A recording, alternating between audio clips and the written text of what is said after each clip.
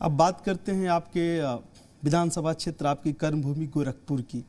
गोरखपुर से चुनाव लड़ने के फैसले के पीछे क्या पूर्वांचल को, पूरे उस इलाके को साधने की कोशिश थी, या फिर ये सोचा गया था ये तो अपनी पिच है, यहाँ बैटिंग बहुत धुआंधार होगी? देखिए, मैं गोरखपुर से 5 बार सांसद रहा हूँ और मुझे लगता है कि अपने संसदीय क्षेत्र में सबसे कम समय देता था चुनाव के दौरान। 5 साल में रहता था, लेकिन चुनाव के दौरान सबसे कम समय देता था। पार्टी ने मुझसे पूछा आप कहाँ से लड़ना चाहेंगे, मैंने कहा मेरी पहली प्राथमिकता गोरखपुर रहेगी, बाकी पार्टी जहाँ से कहेगी।